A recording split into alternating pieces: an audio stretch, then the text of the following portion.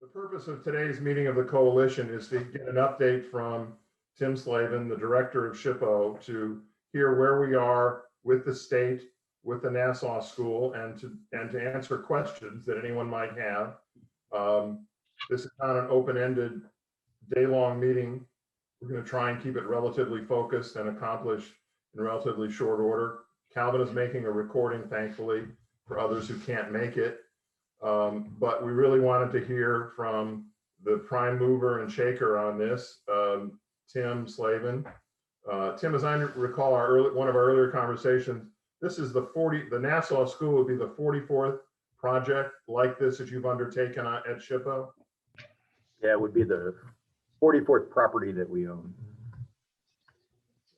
Okay, well, may I just turn it to you to give us an update, Tim, please? Sure. So good morning, everyone. My name is Tim Slavin, and I'm the division director for the Division of Historical and Cultural Affairs. And if it's okay, I'll just steal a minute of time just to give you a quick flyover of what all we do at Historical and Cultural Affairs to give you some context for what we have. We do oversee the operations of the State Historic Preservation Office. That's a federally mandated activity, and it includes a wide range of program activities that we have staff for, which include reviewing federal projects to ensure there's no detrimental effects to cultural resources in Delaware. It includes making recommendations to the National Park Service for listing on the National Register of Historic Places, working with local governments to build their strength and capacity for historic preservation. And then we also administer the reviews for the federal historic preservation tax credits. And also we administer the reviews and the entire awarding process for the state historic preservation tax credit program. And that is a program which awards $8 million per year in tax credits to projects big and small all across the state. So that's kind of one area. A second area is our museum system. We have a museum system that includes museums at the Newcastle Courthouse Museum, the Old State House in Dover, the John Dickinson Plantation, the Johnson Victrola Museum, and Wanendale Museum. And we are accredited by the American Alliance for Museums, and we have a very large collection of museum objects to support our not only our sites but other sites, because we have a very active loaning program where we have outbound loans at 90 different locations across Delaware, and some are out of state as well. Those objects number about 90,000 historic objects and artifacts, and the last estimate was 4 million archaeological artifacts. And I just joke with the archaeologists, I don't know how they count, I'll just take their word for it, right? It's got to be close, right? And then the third part of what we do is we manage a campus of locations. We have 44 properties, most of which are historical in nature. We do have some kind of back office locations for maintenance shops and horticulture shops and things like that. But primarily we have a forward-facing campus, which we occupy somewhere between 9 and 10 buildings on a daily basis for our use, either as museums or administrative support positions. But we have a very active program where we partner with local communities to identify groups that can kind of live in our buildings at little to no cost to them, while we maintain the ownership and the upkeep of the properties. I'll talk a little bit about that in a second. So that's kind of an overview of structurally how we organize ourselves around work. I should mention, because it's important to us, that in the last year we have embarked on a race and equity initiative in the division. And this began about a year ago with the protests that we saw. And we responded to that with what we thought was a very strong and sincere statement in support of the Black Lives Matter movement. And followed that up with a race and equity initiative, which I think first was designed, the best way I can put it, first was designed to teach us how to have candid and honest conversations about race and equity with each other, and then to have those conversations. And then now we are pivoting toward turning out and opening up our lens of programming and interpretation and collections to see how best we can tell a more inclusive history when we do this. We have just announced a few weeks ago, we have redeployed some resources internally. This has become a priority for us. So we opened up 4 new positions that we are searching for now. One is a lead for our DEAI initiative, diversity, equity, access, and inclusion. And then we are hiring 3 researchers for inclusive history. And these would be people who would be embedded within the organization, helping different teams or sites to learn more about the other history that we perhaps have not been telling. So it's been a very exciting time for us. Part of the efforts of that led to something which you may have heard about recently, which was the discovery of the slave cemetery at the John Dickinson plantation. This was a project that we were involved in, trying to find this cemetery for a number of years, because we felt it was our role as stewards of the property to make sure that we tell the story of everyone who lived, worked, and died on this site, and not just, candidly speaking, not just European colonists who came in and owned the land for a period of time. So the finding, the discovery of the site was a very powerful moment for us. And it has now kind of opened us up to how we will treat this site as sacred ground, how we will build the capacity for the public to experience this site, what it means for a historic site to have this kind of component on its landscape. It's really a very compelling set of issues.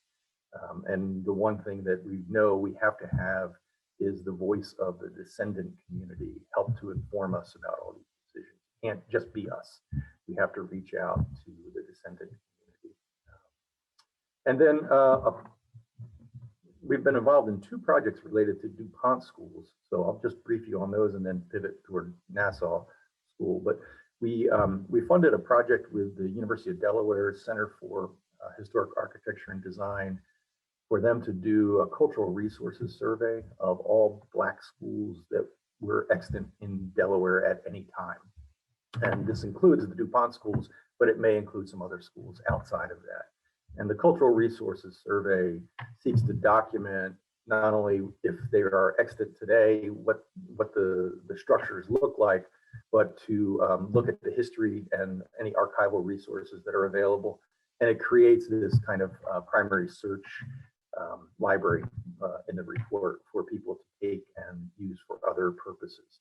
So UD is doing that study for us. And running parallel to that is a oral history project that Preservation Delaware, we funded Preservation Delaware to do on select number of DuPont schools. And so they've chosen, I believe, 10 schools up and down the state. They've identified some alumni, and they're like probably a little bit past the halfway point of conducting their interviews and getting the oral histories transcribed. We kind of see both of these projects as creating the raw materials by which history can be told. Right, and then we can come in after, and others can come in after and kind of use these raw materials to tell this story. So when the Nassau School issue was kind of coming along, I was kind of quietly excited at the prospect that we could pick up the property. We're not in acquisition business because we have a lot of properties. In those 44 properties that we own, we have, or 43 properties that we own, there's more than 120 structures. There's 700 plus acres of land. And it's a complicated campus to manage. But we saw the Nassau School as a real opportunity to help and to make a difference in the telling of inclusive history in Delaware. So here's the update on it. It is confirmed, HCA, Historical and Cultural Affairs, will be the owner of this property. We will be taking ownership from DelDOT once they complete the subdivision process with the county, which is, I believe, submitted and in flight now at the staff level. And so once that, they had to subdivide a little part of the back of the property off, I think, for their transportation needs. Once that is done, the documents will be executed that transfer the ownership to HCA. We have requested funding internally in state government to cover the costs for the complete rehabilitation of this site. And I have been assured that that will be addressed in the fiscal 22 budget, which will be adopted sometime at the end of June. That will be done likely through the bond bill. And the bond bill hearing, Drew, I know you asked me for this. I just got the date the other day. The bond bill hearing for the Department of State will be on May 5th at 10 a.m. It's an online legislative hearing. The public can participate. I think there's kind of a limited role for the public, a 3-minute or a 5-minute participation. As a member of the executive branch of government, I have to kind of take the line of saying I support what's in the governor's recommended budget, but people are free to come in and make their voices heard about things that should also be in the budget, because it's the legislature that eventually is the one that appropriates the money. This will not be a surprise to anybody on our side of the fence that we've already worked to kind of assure that we're going to have the funds necessary to rehabilitate this structure. When we talk about rehabilitating the structure, our typical approach to something like this is we get involved quickly on the exterior shell of the building, the exterior envelope of the building. We make sure it's secure. So that's roof, siding, doors, windows. So we make sure that we are restoring it back to a period of significance and kind of respecting the materials that were either original or if they can be preserved or replicated to look like the original. And once we have the exterior shell done, then the building is weather tight and we can move to the interior.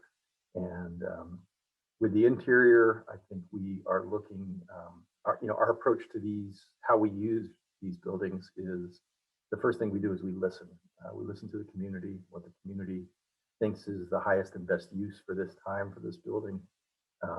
It's obviously going to be an adaptive reuse. We're not proposing to restore this building back to being a school. So it's going to be some other adaptive reuse for the building. Adaptive reuse just lets us preserve what's best and develop a more modern and usable outcome for what's there. I've been inside the building. I've seen it a couple of times. The footprint and the layout are relatively easy to work with, I think. And I think structurally, I think things are in good shape for the building. They're in need of some love, and that's kind of what we're coming in with to do. We will have to address things like abatement, the abatement of any lead or asbestos, and remove any hazards that are in the building. We'll have to address handicap accessibility to the building as well. And that's not just handicap accessibility into and inside the building, but also path of travel back to parking lot and egress. We've done more than a few of these projects of adaptive reuse on our campus, where places, and I apologize if you're not familiar with these places, maybe we can get you out there if you really want to see them. Belmont Hall in Smyrna was a private residence that the state acquired back when they were doing right-of-way purchases for Route 1. So it predates my time. We've adaptively reused that as a meeting and special events center for the community in Smyrna, helped to nurture and develop a very successful Friends of Belmont Hall group. And they've been installed as our tenant in the building for more than 10 years. Buena Vista in Newcastle is kind of one of our flagship sites. It's the old Buck family farm that's there. We have 250 acres that surround it.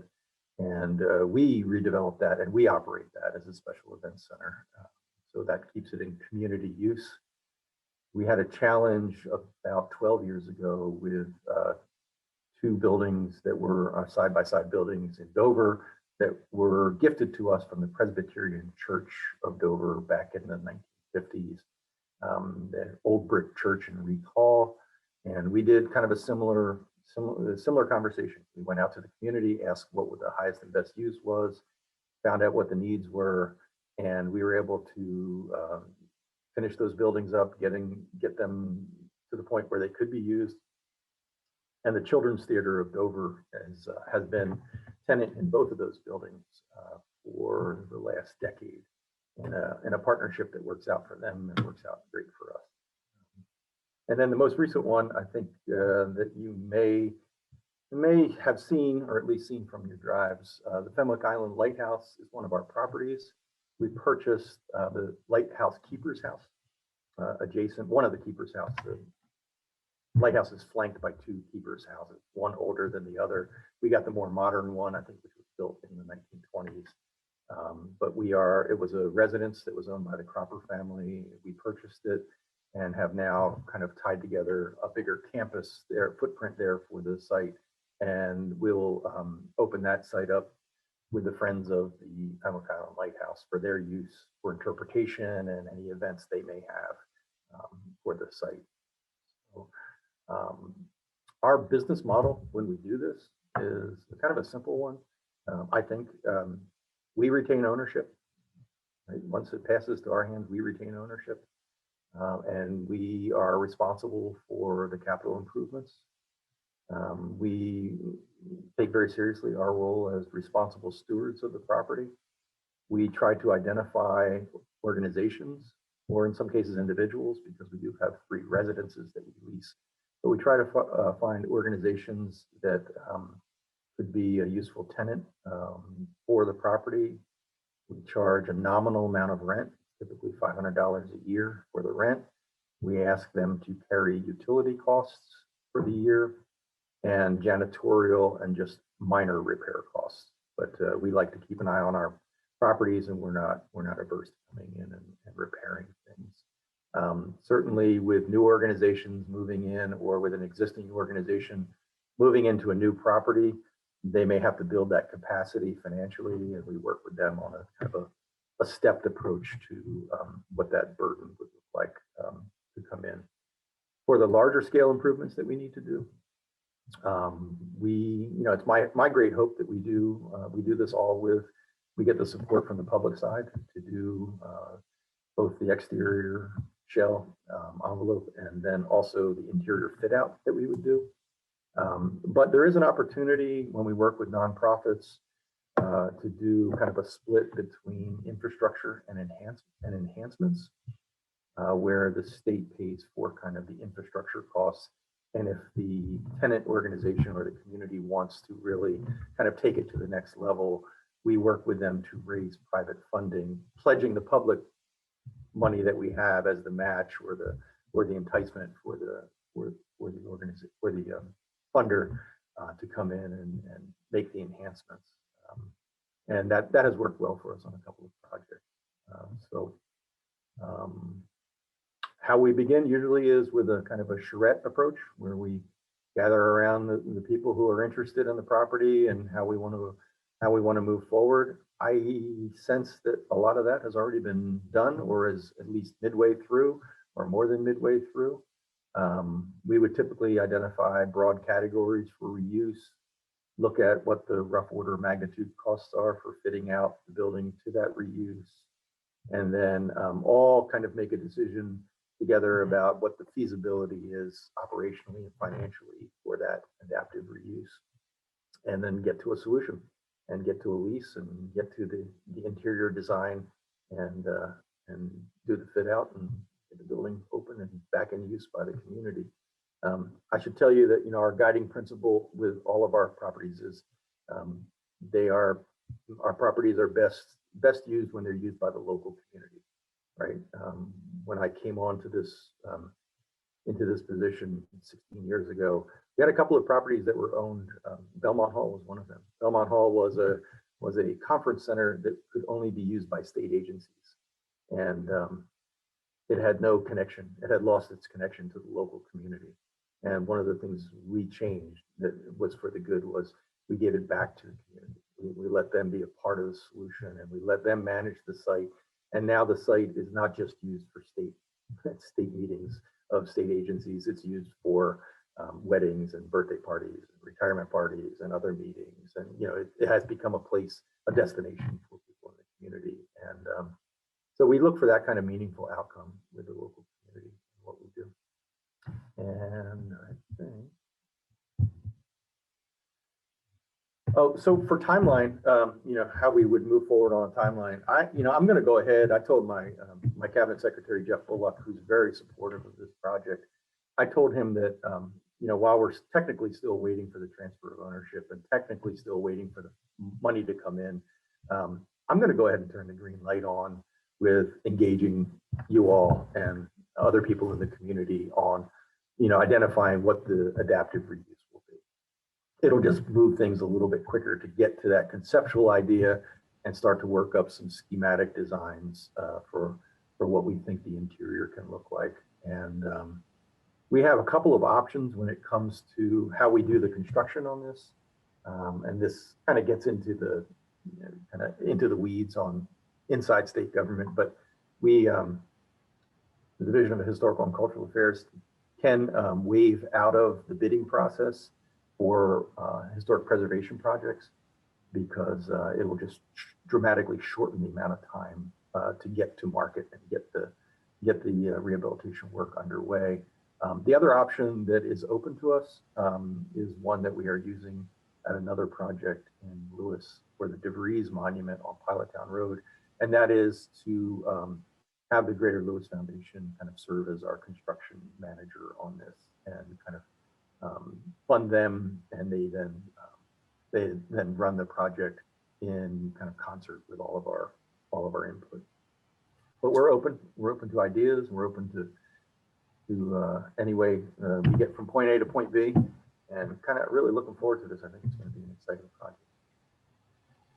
Tim, thanks for that overview. Let me just update you, if you don't recall, a couple things about the coalition, and then we'll open it up to questions if you don't mind. Sure.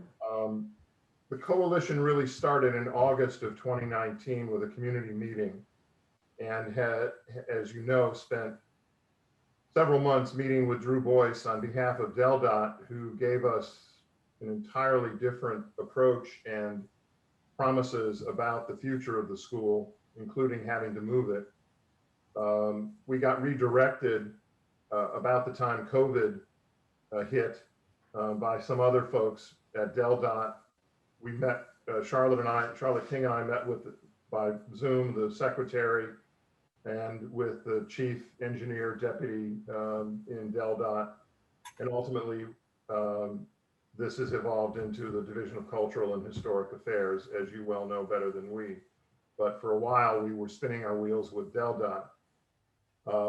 The coalition is a 501c3 by IRS standards, is a nonprofit registered with the nonprofit corporation, registered with the state. And we have not done any fundraising, but as we began our process, we were given a $10,000 donation by the Shell Foundation. So we haven't solicited money yet because we've been waiting for the means by which we can apply those funds. And as you're talking about moving forward, either internally or otherwise, we have a lot of interest in this in the community. We are very mindful of the fact that Belltown is an important historical unit, and it should be preserved, protected, and made available for future generations. So that is part of our mission, would be to preserve, protect the legacy of Belltown as we preserve and protect the school. That's at least our initial hope. We've also, we have talked, since you and Mark Shura have talked, we've talked to Greater Lewis Foundation. They give a little different presentation than you did about what their role is, but nonetheless, we've talked to them a little bit. I have reached out to Jim Abbott and waiting to hear back from him to talk about a relationship with the Historical Society going forward. But I think we are open as a coalition to expedite the restoration and utility of this small school. And I think that is another last point I'll make, is we recognize this is a small building. It's not going to lend itself to large gatherings, social functions, weddings, and so forth. And while it may have a title broadly stated, small c, of a community building, we really have to explore what utility that space can have going forward for use by others.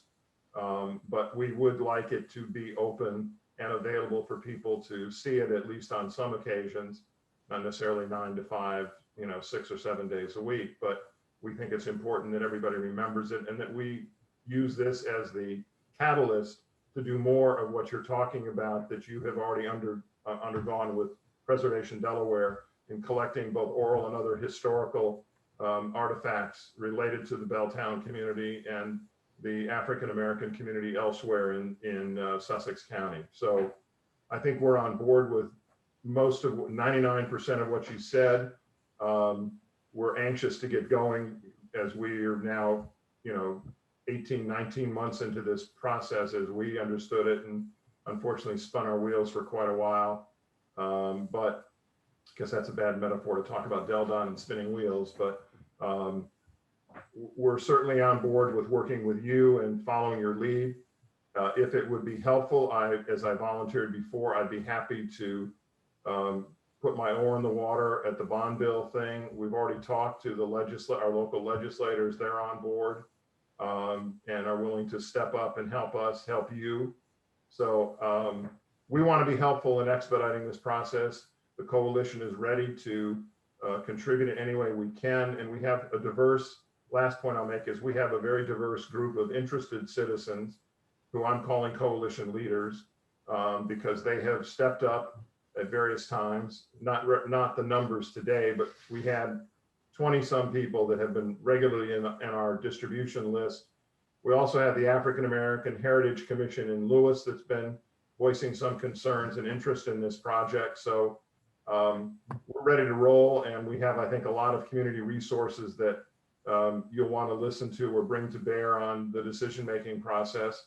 And we're happy to support you and the Division of Cultural and Historic Affairs in bringing this to fruition. So with that little bit of overview, if you're willing, I'm happy to allow others to ask questions, which I'm sure there are several. Sure, absolutely. Alicia? In getting this property ready in terms of the adaptive use, DOT held a meeting, which I attended, and I can't remember how long ago, in the firehouse across as you enter Lewis. And there were a number of residents from Belltown, as well as from Lewis proper, indicating what preferred use that what they preferred in terms of the use of the building. Do you have those, do you have that information? I think all that, is it not on DelDOT's website about the project? I'm just talking about the outreach to community members who signed up, giving an indication what they wanted for the adaptive use. It wouldn't hurt if that's available to send it to me. DelDOT took it, that's what I'm saying. Okay, I'll find out. I'll find out. Where people have already indicated what they wanted the building to look like. The other question I have, is there any other nonprofit competing for this sort of partnership or coalition as far as the building is concerned? Is SDARJ the only one who's going to be involved? Drew, maybe you can answer that better. I don't know. Well, the coalition is a separate organization from SDARJ, and it is intended to envelop everybody in the community in whatever fashion we can. As I said, we've outreached to the Historical Society. We've talked to the African American Heritage Commission. I mean, we're trying to get as many people involved in the coalition, but it is not a proprietary project.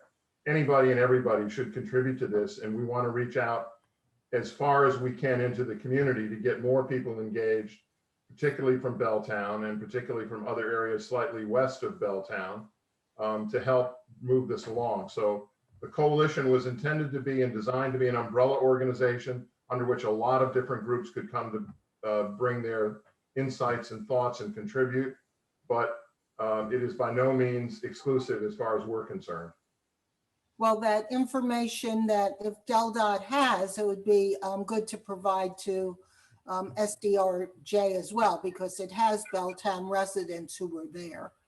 Yeah, Um, I was at the meeting as well, and I think a lot of what happened with DelDOT got enveloped in the 5 points redo, which, as I described, they reversed course 180 degrees shortly after that meeting, but didn't tell anybody.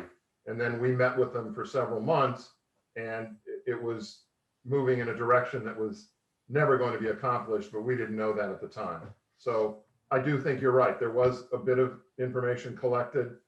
I'm not sure where it went at DelDOT. If Drew Boyce's office had it, who was then, as you know, Tim, the director of planning, it may still be retrievable, but I don't know. That's never been offloaded or shared with us formally.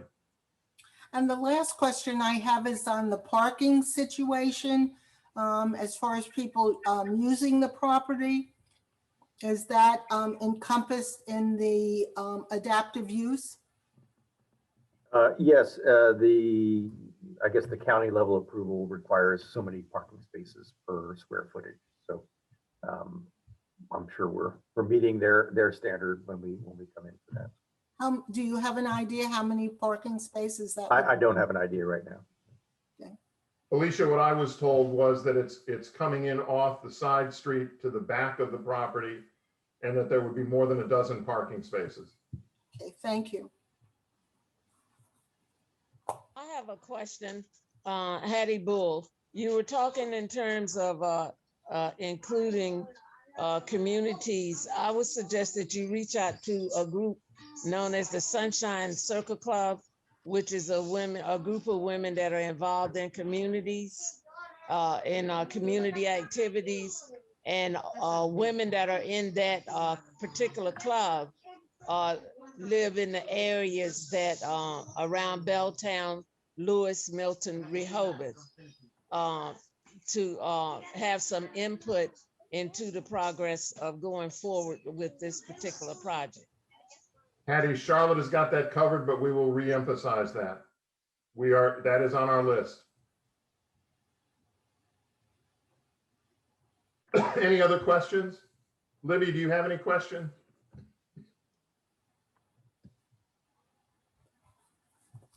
No, I think this was very comprehensive.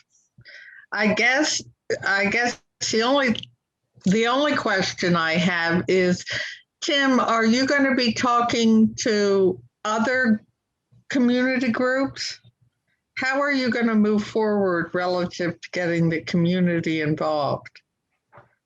So I think thanks for the question, Libby. I think there's kind of two ways of doing that. One is to go out and talk to groups. The other is to gather them at some point, and kind of try to build a consensus around some of the approaches. We'll look to lean on partners like you all to help kind of identify that, and likely look to Mark Shura and the Greater Lewis Foundation to help facilitate some of those conversations.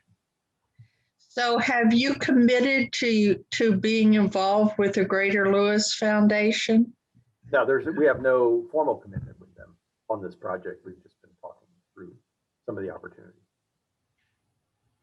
I don't really know the lay of the land when it comes to the different groups that have been talking around and about this issue, and I'm trying to get a little better sense of where all the pieces fit together. Right, and I guess Drew and Charlotte are pretty entrenched in all that, right, Drew? So you all have a sense of the different groups. Yes, and particularly Charlotte has been our community organizer, if you will, in this regard. But we have had discussions with the Greater Lewis Foundation based on their, Bruce, correct me if I overstate this, based on their expectation that they are going to have the relationship with Division of Cultural and Historic Affairs like they do with the DeVries Monument. They, in essence, approached us as if they were the lead on this. And frankly, I don't think they knew at the time anything about the coalition, about its status, but they have represented a number of conversations with Tim about moving forward. And yet they do not, of course, as you know, their history is not to become, no pun intended, their history is not to become a tenant of a building like that and the manager of it. But I think, as Tim described, they're envisioning both fundraising and construction as their forte, as their role in this. But Libby, we also, as I said, we wanted to talk to you all about that and see what Yes. sort of partnership we can have with you all. Again, the coalition wants to facilitate and engage as many different groups as possible. So when Jim and I get a chance to talk, we can flesh that out a little bit. Bruce, did I All right. misstate anything about GLF in our latest conversations? I think that was a pretty accurate summary, but there's one piece that I think I may have heard, but maybe I didn't. I thought GLF might have had an interest in being the prime tenant in the building and then subleasing it to whoever the main user was, but I'm not sure if I'm remembering correctly. Yeah, I didn't catch it that way. Can you repeat that? Who would be the prime tenants of the building? Well, I was Hattie, I was asking Drew if his recollection of our conversation with GLF was the same as mine, and he doesn't remember what I thought I heard, which was the possibility that Greater Lewis Foundation would be the prime tenant and then sublease to whatever community organization was the ultimate user. But that may or may not be an accurate reflection of the conversation. Well, one of the discussions that have been within the Black community is looking at that building as since it will be a historical site, somehow having historical artifacts or looking at possibly a Black museum for that building. Has anything like that been discussed? Yes, having, as I said in my remarks after Tim, in addition to having those things, we wanted to work with, like, the Lewis Historical Society, which also has a lot of artifacts that have not yet been fully displayed related to the African American community. We want to see if we can have the appropriate partner to make that a viable option, recognizing, Hattie, that both this is a small building and we want to protect whatever we display, obviously. So there are some concerns about that, but it is our intention to facilitate, through research or otherwise, the collection of additional artifacts from the community in Belltown and elsewhere, and use the school as the catalyst to do that, hopefully working in conjunction with someone like the Lewis Historical Society to make sure these things are properly archived and managed and indeed displayed, both at the school and perhaps at other venues like the library, based on what we can collect. But this is intended to be, from our perspective, the coalition, a Black-based historical monument and living, using center. It is not intended to be just a static building that's drive by with a plaque in front and say, oh yeah, there was a DuPont school there and that's what it looks like. We intend to get into the weeds. That's our approach. Drew, if I Well, could this is why I wanted to become a part of this conversation, so that I would be able to know what the intentions were and what is really going on. Because I came to the first meeting at Bishop Jones Church, and after that, nothing. So that's why I wanted to be a part of this, because when I mentioned the Sunshine Circle Club, there are women actually involved in that club that actually attended some of these DuPont schools. Right. Well, Hattie, we always want you involved. So, the more time that you can give us, and as Tim said, he's going to be having some community meetings. We want both the Sunshine Circle Club and others to be part of that. And, we're going to try and do our best to, get as broad a reach as we can. and count on people like you and again, Charlotte, who's our point person on this, to bring together those other groups that we might not be fully familiar with. And, you know, this is going to be a community-based decision. It's, as I think Tim was articulating, and please correct me if I'm wrong, this is not a top-down process. Tim wants it bottom-up. Local community input, local community decision-making and recommendations. Obviously, ultimately, cultural and historic affairs makes the final decision, but he wants as broad-based input as he can. And that's why we call this a coalition, so that it's not just a unitary structure, but it is intended to be an umbrella organization developing and bringing in a lot of different groups. Drew, I would just throw in something just, and this may be more of my kind of my personal lens that I use from my profession, but you know, the idea that of telling the history of the place and giving people a sense of the importance of Belltown and the sense of the importance of this school, and having an adaptive reuse, a modern adaptive reuse in the building, those two things can exist. They can coexist in the same space. Yes. And I think, you know, for me, when I look at a site like this, the power of this site was, in my mind, historically, was this was a place of learning, right? This was a place of learning. And if we can find a way where we respect that and continue that in the present day, while also kind of commemorating that long history of learning at this site, I think that's the win we all, I think, would want in this. Couldn't agree more, Tim. Any other I agree questions? with you, yes. James, do you have a question or two? Hello, this is Jim Sherrod. See, I've been out of the loop a little bit, so I just wanted to ask, has the decision been made about relocating the building?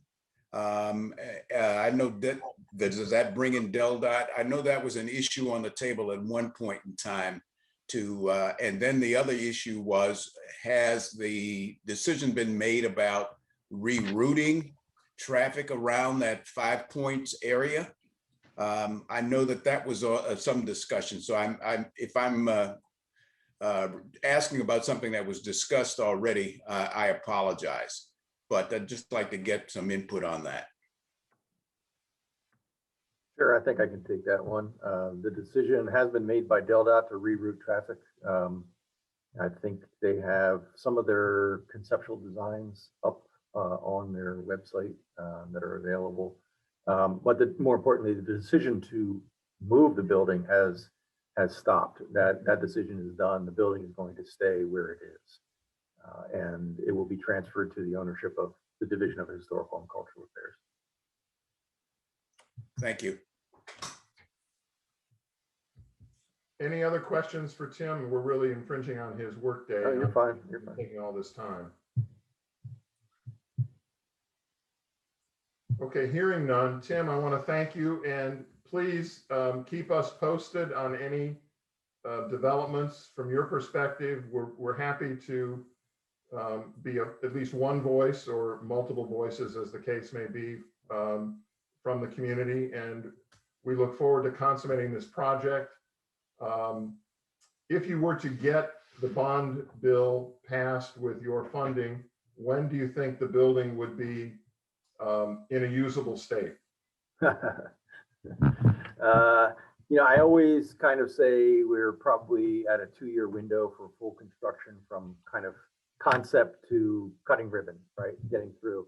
Now that 2 years, we can certainly compress some of that with some of the bidding or some of the maneuvers we can make that way. But there is a significant process for the design work, interior, and some of those things time just takes time with those things.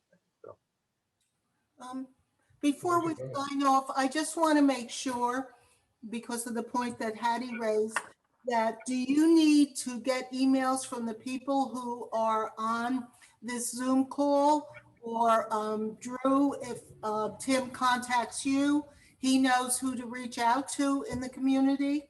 I'm setting aside the people who I believe signed that petition at the first meeting in the firehouse, if we can find that. But so we don't, no one falls between the cracks. That's what I'm concerned about. Well, I have a master list of everybody that's given me an email address that's expressed interest, and every time I send out a report, it goes the entire list. And I add people as you or anybody else recommends somebody, we add them to the list. And as I said, there were over, I think, Calvin, if I'm not mistaken, there were almost 20 people on the list today who have expressed continuing interest in this project. It is inclusive. If we get a name, it gets on the list, and we send out updates as soon as we have new information. The last one I think I sent out was at the end of February based on a conversation with Tim. And then we arranged this as a result of other discussions with GLF and elsewhere to make sure everybody got the word from on high, from our leader, Tim. All right, if there are no other questions, I want to thank Tim very much for making time for this. We will stay in touch, and please feel free to call upon us individually or collectively if we can be supportive in any way. And I'll look forward to the May 5th opportunity to join the list of advocates. Well, very good. Thank you for your time today. And I put my name and my contact information in the chat function in case people want to have it. Okay. Thanks again. Thank you very much, Tim. All right. Take care.